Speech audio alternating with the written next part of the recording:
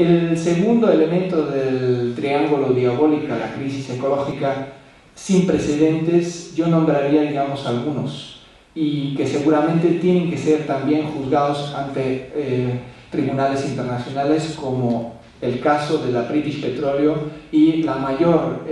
marea negra que se ha vivido con la explosión del Deepwater Horizon, una de las plataformas de la explotación offshore en Estados Unidos, con la enorme catástrofe que hasta hoy ni siquiera está evaluado realmente los enormes daños ambientales, sociales y económicos que ha causado, ¿no? British Petroleum tendría que ser una empresa cerrada y todos sus bienes económicos tendrían que ser utilizados para la,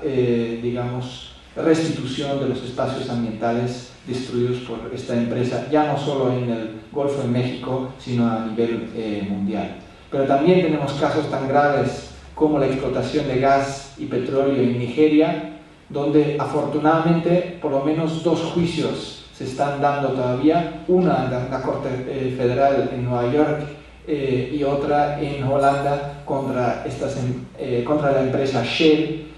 por las enormes violaciones y sistemáticas violaciones a los derechos humanos por parte de Shell en Nigeria, pero también por los enormes quemas de gas y la contaminación resultante de ella durante décadas. Y un tercer ejemplo podría ser la explotación de las arenas de alquitrán en Canadá, causa de desplazamiento masivo de miles de indígenas en Canadá, y donde quienes han visto fotos o imágenes o documentales sobre esa situación, pues se parece, digamos, a una situación lunar, realmente un desastre ambiental que están causando, que quieren repetir en algunos países de África donde también se encuentra esta fuente de petróleo tan enormemente destructiva. Hemos visto cómo se agotan los recursos naturales como la pesca, los bosques, la biodiversidad, la desaparición de espacio ambiental disponible donde nos disponemos a poner nuestros residuos, tal como la atmósfera, los suelos o el agua están saturados, digamos, con nuestros residuos. Hemos visto uno de los pequeños reflejos de esa enorme crisis, una de las sequías más graves y más prolongadas de la Amazonía en este último año, y al mismo tiempo vemos cómo el sector de la extracción de recursos va a lugares cada vez más sensibles ambientalmente. Estamos hablando de aguas profundas, territorios indígenas, selvas, digamos, todavía intactas, los polos árticos y otros territorios enormemente sensibles a la extracción de estos recursos. Y también estamos viendo cómo las políticas públicas lamentablemente justo dan la falsa respuesta, ¿no? Ahora se están apostando nuevamente por el carbón, una de las energías fósiles más contaminantes, y lamentablemente también el gobierno español está apostando fuertemente por esta no solo extracción, sino también quema. Y no olvidemos que el 60% del carbón que quemamos en las centrales térmicas con las que producimos electricidad en este país viene del exterior, generando enormes daños ambientales y violaciones a los derechos humanos en países como Colombia, Tailandia o Indonesia.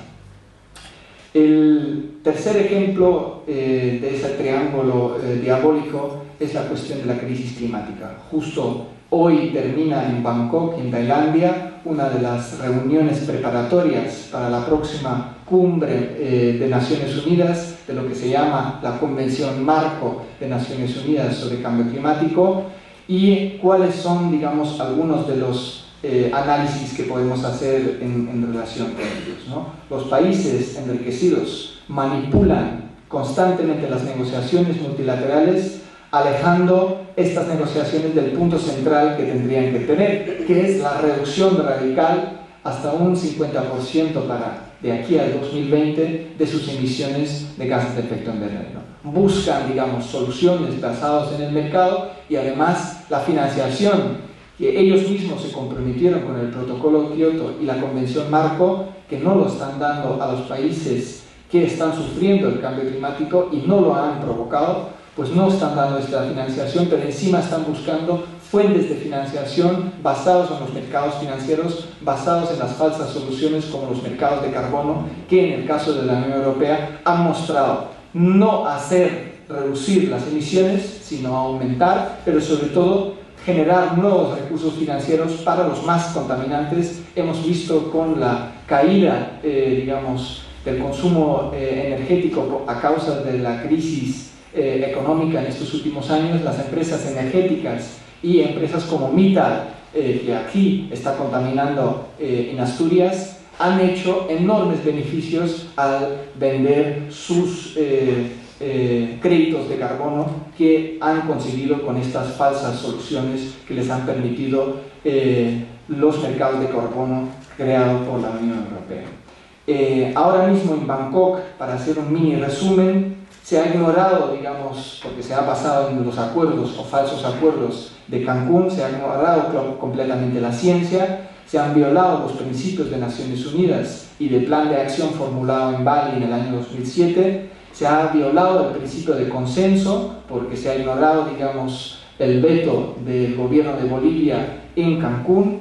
Si recogemos un poco los compromisos voluntarios de los gobiernos hechos en Cancún, nos adentraríamos en un aumento de la temperatura global de aquí al 2100 de entre 4 y 5 grados centígrados, o sea, un escenario que no solamente viola el propio documento de Cancún, donde dicen que tendría que ser 2 grados centígrados, sino además que tendría unas consecuencias catastróficas para la humanidad y los ecosistemas. Y también uno de los puntos nefastos, en Cancún han dado el rol al Banco Mundial como uno de los que va a dominar toda la política en relación al financiamiento de la lucha contra el cambio climático. Estamos hablando de todo el dinero que va a fluir, digamos, de los países del norte a los países del sur, en términos de medidas de adaptación o sobrevivencia y mitigación. Y el Banco Mundial, como ustedes saben, no solo es una de las principales instituciones financieras que ha causado la deuda externa, pobreza, miseria y conflictos armados en muchos países del mundo, sino además es una de las instituciones multilaterales que más dinero público ha transferido hacia megaproyectos de combustibles fósiles como centrales térmicas de carbón o grandes infraestructuras como oleoductos, gasoductos o la agroindustria responsable del cambio climático que ya fue mencionado por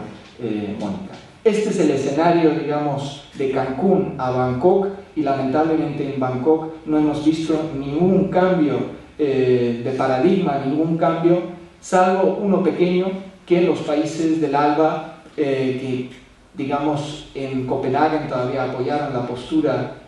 boliviana y lamentablemente en Cancún dejaron al gobierno boliviano solo, pues en Bangkok volvió a existir, digamos, una posición común de los países del ALBA y también de los países que son más de 150 países del sur que están reunidos en el grupo del 77, que se llama el grupo 77 más China, pues también volvieron a una postura mucho más radical contra los más contaminantes, contra fundamentalmente los países conocidos como Anexo 1, la Unión Europea, Estados Unidos, Australia, etc. Este entonces es el escenario político que tenemos en relación al tema del cambio climático. He repartido un documento por qué Bolivia rechaza el acuerdo de la cumbre Cambio Climático de Cancún, donde tenéis más argumentos en relación a las negociaciones multilaterales.